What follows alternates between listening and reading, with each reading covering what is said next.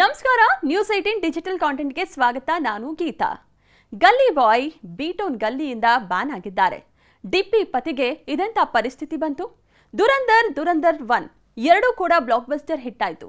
ಆದ್ರೆ ಬ್ಯಾನ್ ಅನ್ನುವಂತಹ ಭೂತ ರಣವೀರ್ ಬೆನ್ನು ಬಿಡದೆ ಕಾಡ್ತಾ ಇದೆ. ಹೌದು, ಡಾನ್ 3 ಸಿನಿಮಾದಿಂದ ಇದೆಲ್ಲ ಸಂಕಷ್ಟಗಳನ್ನ ಅನುಭವಿಸಬೇಕಾದಂತಹ ಪರಿಸ್ಥಿತಿ ರಣವೀರ್ ಸಿಂಗ್ಗೆ ಎದುರಾಗಿದೆ. ಡಾನ್ 3 ಸಿನಿಮಾದ ಒಂದು ನಾಯಕನಾಗಿ ನಟಿಸಬೇಕಿದ್ದಂತಹ ರಣವೀರ್ ಸಿಂಗ್ ದುರಂದರ್ ಸಿನಿಮಾ ಯಶಸ್ವಿಯಾದ ನಂತರ ಹೊರ ನಡ್ತಾರೆ. ಸೊ ಅದಾದ ನಂತರ ಪಾತ್ರಗಳ ವಿಚಾರದಲ್ಲಿ ತುಂಬಾನೇ ಚೂಸಿ ಆಗ್ತಾರೆ. ಅಂಡ್ ಡಾನ್ 3 ಅನ್ನುವಂಥದ್ದು ಒಂದು ಫ್ರಾಂಚೈಸಿ. ಸೊ ಈ ಒಂದು ಸಿನಿಮಾದಲ್ಲಿ ನಟಿಸೋಕೆ ಒಪ್ಪಿಗೆ ನೀಡಿದಂತಹ ನಟ ಇದ್ದಕ್ಕಿದ್ದಂತೆ ಹೊರ ಬರ್ತಾರೆ. ಇದರಿಂದಾಗಿ ಪ್ರೀ ಪ್ರೊಡಕ್ಷನ್ಗೆ ಅಂತ 45 ಕೋಟಿ ರು ನಷ್ಟ ಆಗಿದೆ ಅನ್ನುವಂತಹ ಕಾರಣವನ್ನ ನೀಡಿದಂತಹ ಫರಾನ್ ಅಖ್ತರ್ ಈ ಒಂದು ವಿಚಾರವನ್ನ ಚರ್ಚೆ ಆಗುವಂತೆ ಮಾಡ್ತಾರೆ. ಸೊ ಇದರಿಂದಾಗಿ ಎಲ್ಲರೂ ಒಂದು ಒಮ್ಮತದ ನಿರ್ಧಾರದ ಮೇಲೆ ಅವರನ್ನ ಬ್ಯಾನ್ ಮಾಡಲಾಗಿದೆ. ಸೊ ಎಷ್ಟು ವರ್ಷ ಬ್ಯಾನ್ ಮಾಡ್ತಾರೆ, ಅದಾದ ನಂತರ ನಮ್ಮ ದುರಂದರ್ ನಟ ಯಾವ ಸಿನಿಮಾ ಮೂಲಕ ಬರ್ತಾರೆ ಅನ್ನುವಂತಹ ಚರ್ಚೆ ಅಂತೂ ಸೋಷಿಯಲ್ ಮೀಡಿಯಾದಲ್ಲಿ ಸಿಕ್ಕಾಪಟ್ಟೆ ವೈರಲ್ ಆಗ್ತಿದೆ. ಬಟ್ ಈಗ ಅವರು ಬ್ಯಾನ್ ಆಗಿರುವಂತಹ ವಿಚಾರ ದೈವದ ಬಗೆಗೆ ಅಣಕವಾಡಿದ್ದಕ್ಕಾಯ್ತಾ ಅನ್ನುವಂತಹ ಚರ್ಚೆ ಕೂಡ ಜಾಸ್ತಿನೇ ಮಾಡುವಂತೆ ಮಾಡಿದೆ. ಯಾಕಂತ ಹೇಳಿದ್ರೆ ಗೋವಾ ಫಿಲ್ಮ್ ಫೆಸ್ಟಿವಲ್ನಲ್ಲಿ ರಣವೀರ್ ಅವರ ಒಂದು ಪ್ರದರ್ಶನ ಏನಿತ್ತು, ಅಣಕ ಆಡಿದಂತಹ ಪ್ರದರ್ಶನ ಎಲ್ಲರ ಗಮನ ಕೂಡ ಸೆಳೆದಿತ್ತು.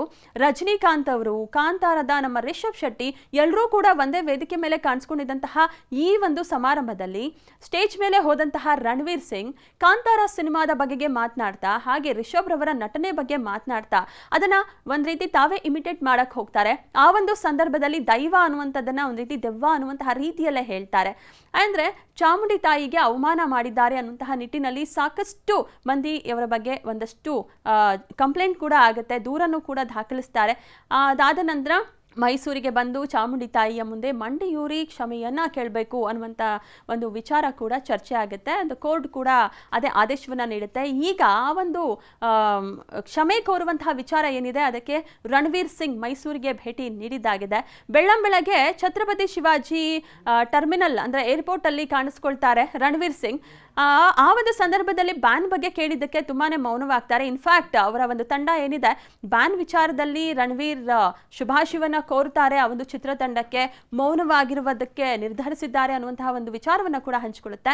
ಅಂಡ್ ಅದೇ ಒಂದು ಸಮಯದಲ್ಲೇ ಏರ್ಪೋರ್ಟ್ ನಲ್ಲೂ ಕೂಡ ಸೈಲೆಂಟ್ ಆಗಿದ್ದಂತಹ ರಣವೀರ್ ಇದ್ದಕ್ಕಿದ್ದಂತೆ ಬೆಂಗಳೂರಿಗೆ ಬಂದು ಅಲ್ಲಿಂದ ಮೈಸೂರಿಗೆ ಚಾಮುಂಡಿ ಬೆಟ್ಟಕ್ಕೆ ಹೋಗಿ ಸರತಿ ಸಾಲಿನಲ್ಲೇ ನಿಂತು ದೇವರ ದರ್ಶನವನ್ನ ಪಡಿತಾರೆ. ಒಂದಷ್ಟು ಗಂಟೆಗಳ ಕಾಲ, ಒಂದಷ್ಟು ನಿಮಿಷಗಳ ಕಾಲ ಗರ್ಭಗುಡಿಯ ಬಳಿ ಕೂತು ದೇವರ ಬಳಿ ಒಂದು ಕ್ಷಮೆ ಯಾಚನೆಯನ್ನ ಮಾಡ್ತಾರೆ.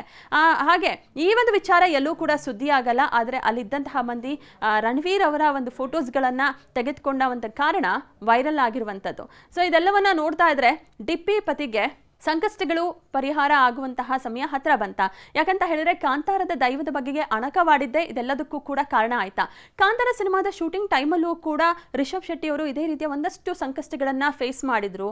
ಆ ಒಂದು ರಿಲೀಸ್ ಆಗುವವರೆಗೂ ಒಂದಲ್ಲ ಒಂದು ರೀತಿಯ ಒಂದಷ್ಟು ವಿಚಾರಗಳು, ಗೊಂದಲಮಯವಾದಂತಹ ವಿಚಾರಗಳು ಕಾಂತಾರ ಸಿನಿಮಾ ಬಗ್ಗೆ ಕೇಳಿ ಬರ್ತಾನೆ ಇದ್ವು. ಅದಾದ ನಂತರ ಅವರ ಪತ್ನಿ ಪ್ರಗತಿ ಶೆಟ್ಟಿ ಅವರು ಕೂಡ ನೇಮ ನೀತಿಗಳನ್ನ ಪಾಲಿಸೋ ಮೂಲಕ ಕಾಂತಾರ ಸಿನಿಮಾ ಯಶಸ್ವಿಯಾಗಲಿ ಅಂತ ದೈವಕ್ಕೆ ನಡೆದುಕೊಂಡ್ರು. ಸೊ ಯಾವೆಲ್ಲವೂ ಕೂಡ ಸುಸೂತ್ರವಾಗಿ ಕಾಂತಾರ ಹಿಟ್ ಕೂಡ ಆಯಿತು.